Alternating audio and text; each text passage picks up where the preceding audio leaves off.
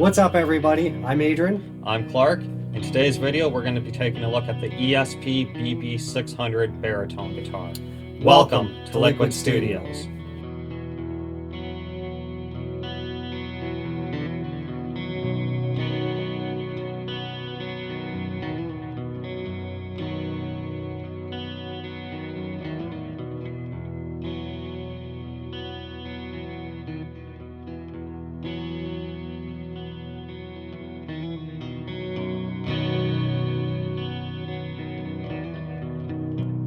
So for probably the last 3 to 6 months, I've been kind of pushing Clark a little bit and to get a baritone guitar. I've been excited to get one, just because, especially for us, for what we do, for like doing music and stuff like that, it's just something that would be great in our arsenal.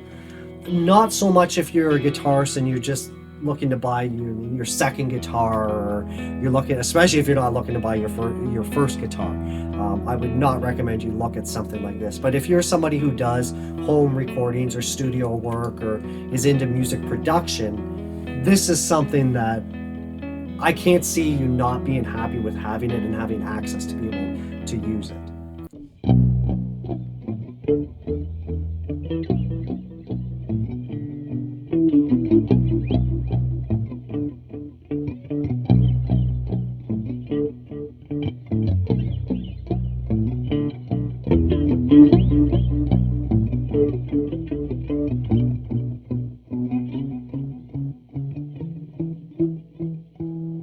Initially, I got interested in getting a baritone guitar a few months ago because I was out at the local music shop and I played the new Dan Electro ones that they just released, and I was actually really surprised. I really liked the feel of that guitar. I didn't actually plug it into an amp to see how it sounded out of an amp, but just playing it in the store acoustically, it was really nice. So it kind of dove me into really researching and looking into what I wanted out of a baritone guitar. When it came down to it, I was narrowed down to a few different ones: the Dan Electro one, the Eastwood baritone, because they got pretty good reviews for their price range, and I didn't really want to go crazy spending a lot of money, although in the end I did end up getting a pretty expensive one with the ESP. The reason why I went with this guitar though was because of all the options with it and just the initial setup. I love that it's set up like a Les Paul style guitar, so to me it's no different than picking up one of my Gibsons.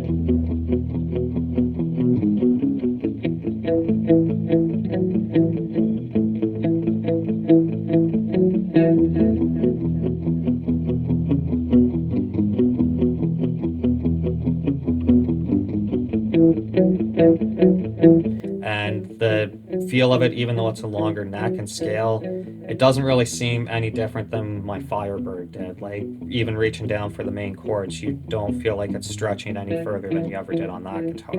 No, it reminded me of playing an SG when I pick it up and play it. It reminds me of, like Clark said, the Firebird. Firebirds and SG feel very similar to me. It does feel like I'm reaching when I play chords slightly, but nothing too bad. And that's exactly what this guitar felt like. It felt exactly like that to me. Oh yeah, and it's got such nice weight and balance to it that it's not top heavy or anything when you're resting it on your shoulders, so you don't have to worry about that. And it's not a guitar that you would ever feel like it's too heavy having it over your shoulders for like 2 hours or anything. One of the coolest things about the guitar when I was researching it was the fact that it has the dual outputs on it, so it has your Seymour Duncan pickups in it, and you can combine those in your one toggle switch, and then you have a volume knob for a piezo pickup on the other output.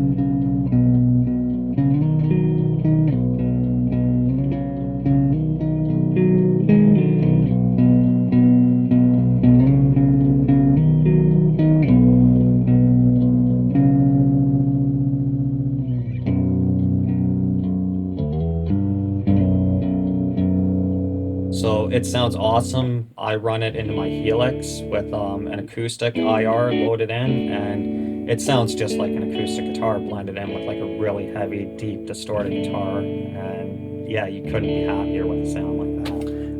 And another big reason that led us towards this one is, I know we've probably said it multiple times in our videos, but is the ebony fretboard. We both really like the feel of ebony. It's such a dense, hard wood. Ebony is my favorite fretboard material. Maple is a kind of a close second, but the fact that this is an ebony board was another big selling point to us that made us really excited to get this and to try it out. And if you're wondering, like, well, why would I want a baritone guitar? What use would it be? If you listen to any harder rock music, I assume a lot of metal. We don't listen to a lot of metal, but especially a lot of harder rock, like anything from the 90s alternative, like Alice in Chains, any of those type of sounds. How they would get that type of guitar sound is they would retrack a guitar, the guitar part, they double it up on a baritone. And that's how it sounds so deep and full. Now I know a lot of guys, they'll use drop tunings and they'll go down to lower tunings, but then they'll still double track that with the baritone just so it sounds so big and deep and full. And that's how they get those guitar tones, is they're combining that and layering that with the baritone.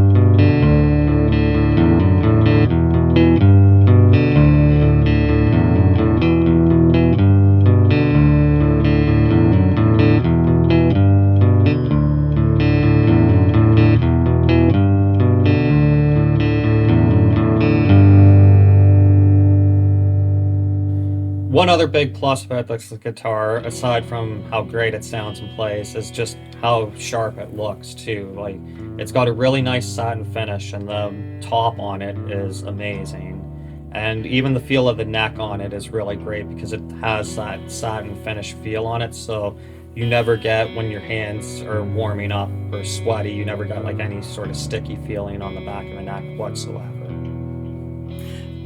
So yeah, we've been really happy with it. You're going to hear the sound samples that we tracked with it. As Clark said, he used the Helix and he used dual outputs from it, so you'll get to hear what the humbuckers sound like, as long as, and what the piezo pickup sounds like with it as well too. I also tracked it just in a dual amp rig as well, using my Revv G20 and my Supro dual tone Zinky amp.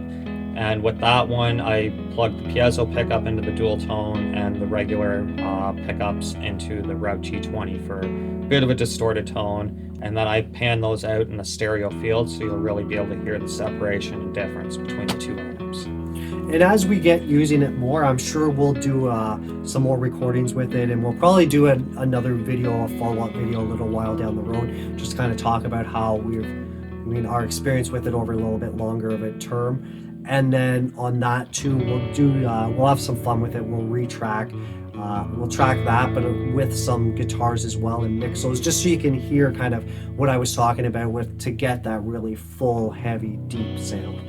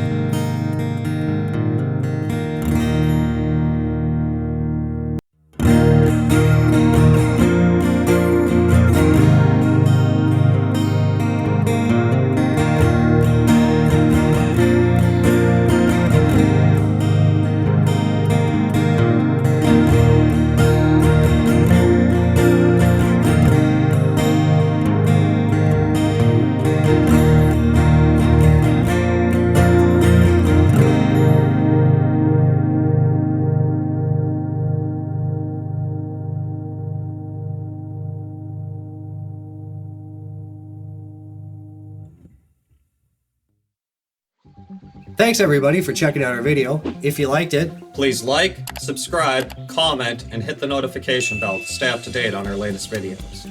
you can connect with us on social media, Instagram, Twitter, and Facebook. We also host a live stream every Monday and Thursday night at 7 p.m. Eastern Standard Time, right here on YouTube. All the songs we create are released on all the major distributors, Spotify, iTunes, Amazon, and YouTube Music. We use DistroKid to release our content. Anybody who's not a member, there's an affiliate link below. You can sign up and save yourself 7%. Thanks for watching.